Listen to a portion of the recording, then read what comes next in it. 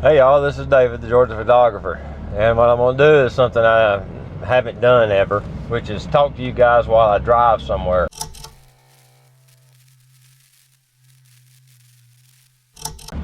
I have a few minutes and I had a subject I wanted to talk to y'all about and see if you was interested in hearing it. But I got this idea from Ron Durant. So I have been thinking about something that I don't normally bring up because I don't do traditional street photography, and that is being socially engineered by people on the street. It doesn't seem like a big deal, but it is, and I have grown to understand it over the years of walking around down here in Chattanooga, and it boils down to people are masters of manipulation, and the ones that are the best at it, until you catch on to their game, are the homeless, or the not necessarily the homeless, the panhandlers. The panhandlers ain't necessarily always homeless. I have learned that, but they know how to social engineer their way into getting what they want from people.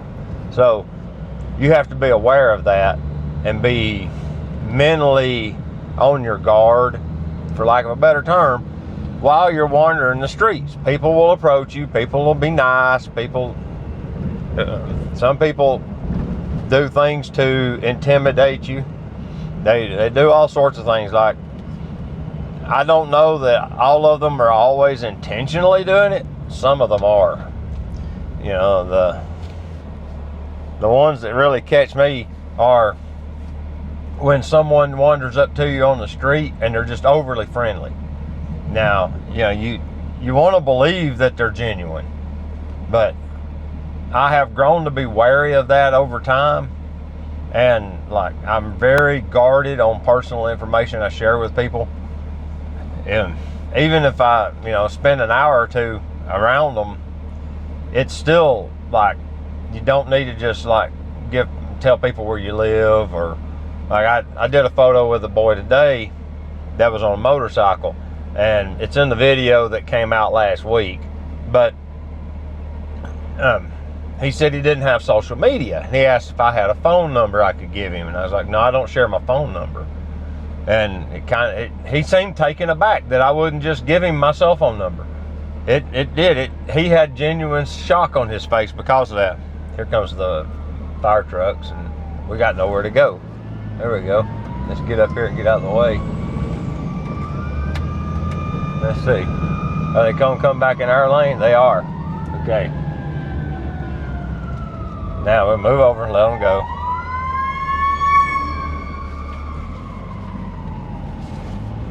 All right, now we're back in motion. But it's, you just have to be wary of that. Now, I don't know that he was going to do anything nefarious with my phone number. You never know. But it sure was odd that a very young guy that rides motorcycles has no social media presence whatsoever.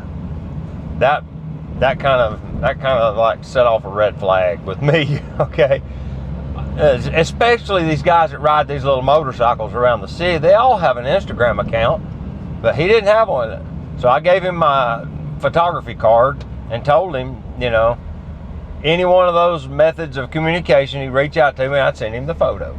But you just don't hand out your personal information to just anybody. Another thing is, I don't let people look at the photos on my camera unless they ask nicely. And I'm in the mood to stop and talk to them about it. Most of the time I am. But like, I don't do a lot of photos of people. That's kind of unusual for me. Some days I'll get a wild hair and I'll want to do it. And today was one of those days. I took several photos of just people wandering around the city. And if they ask me, usually we're doing a street portrait when they ask me to see the picture. And if they say they don't like it, okay, fair enough. But do I delete it? That's my choice. It's my photo. Now, out of courtesy to them, I usually do. If I don't delete it, then I just don't share it. It winds up buried on the hard drive and I don't do nothing with it. I've only had that happen a couple of times, just to tell you the honest truth. It ain't been very much. I've only had 2 or 3 people in all these years say something about me taking their photo and them not wanting me to. It's just actually kind of rare, just to tell you the truth. Most people are so self-absorbed in their world that they don't care. They don't even notice. But that's a couple of things that I wanted to bring up with you guys to let you know that, you just need to be on your guard while you're wandering around the city taking photos of it. And it's really hard, even for me, even to this day, to be, the military say switched on or stay frosty or whatever, they got all that lingo. But what it means is be aware of your surroundings. And, I'm in a pickle here, hold on. There we go.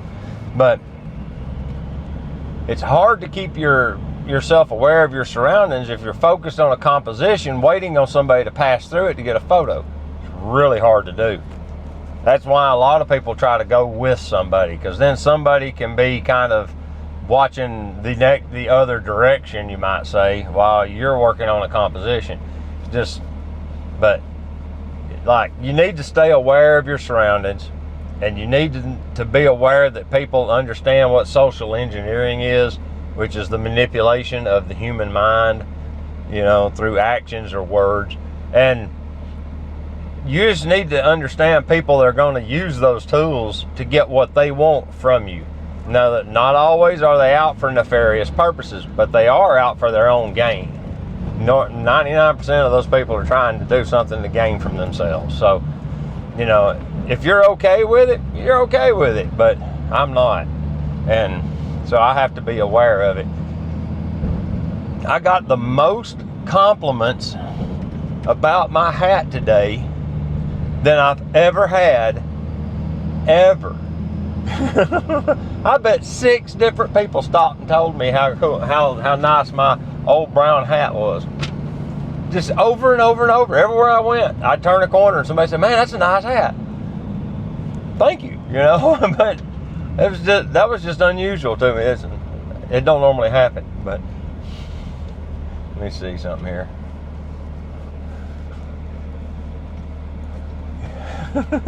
Okay, I got a long dead pause there, but I'm going to do this as a 0 edit take. I'm going to take this, trim the ends off, put the intro on it with the little splash screen thing, and upload it.